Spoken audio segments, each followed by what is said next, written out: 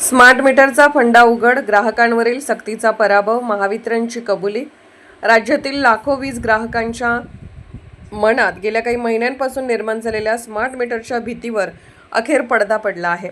Smart meter बसवण्याबाबत सुरू असलेल्या वादावर मुंबई उच्च न्यायालयाच्या नागपूर खंडपीठात महावितरणने महत्त्वपूर्ण भूमिका स्पष्ट करत स्मार्ट मीटर किंवा प्रीपेड स्मार्ट मीटर हे ग्राहकांसाठी बंधनकारक नसून पूर्णपणे ऐच्छिक असल्याची कबुली दिली।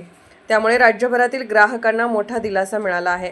स्मार्ट मीटर विरोधात दाखल करण्यात आलेल्या याचिकेच्या सुनावणी दरम्यान याचिकाकर्त्यांनी महावितरणच्या कार्यपद्धतीवर जोरदार आक्षेप घेतले।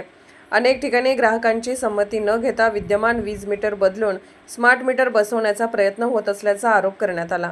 तसेच पुढील 48 तासात स्मार्ट मीटर बसवण्यात येईल अशा आशयाचे संदेश ग्राहकांना पाठवून मानसिक दबाव निर्माण केला जात असल्याचेही न्यायालयाच्या निदर्शनास आणून देण्यात आले। या संदेशामुळे स्मार्ट मीटर न स्वीकारल्यास वीज पुरवठा खंडित केला जाईल अशी भीती ग्राहकांच्या मनात निर्माण झाली होती।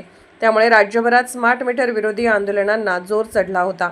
अनेक सामाजिक संघटना, ग्राहक मंच आणि नागरिकांनी या सक्तीविरोधात आवाज उठवला होता। मात्र न्यायालयात महावितरणने स्पष्ट शब्दात सांगितले की स्मार्ट मीटर बसवणे ही सक्तीची प्रक्रिया नसून ग्राहकांच्या इच्छेवर अवलंबून आहे। ग्राहकांवर कोणत्याही प्रकारचा दबाव टाकण्याचा अथवा स्मार्ट मीटर लादण्याचा उद्देश नसल्याचेही महावितरणने स्पष्ट केले। महावितरणच्या या भूमिकेमुळे स्मार्ट मीटर विरोधी संघटनांना मोठा नैतिक विजय मिळाल्याची भावना व्यक्त होत आहे। ग्राहक हक्कासाठी लढणाऱ्या कार्यकर्त्यांनीही या निर्णयाचे स्वागत करत यापुढे कोणत्याही ग्राहकावर जबरदस्तीने स्मार्ट मीटर बसवण्याचा प्रयत्न होऊ नये अशी मागणी केली आहे।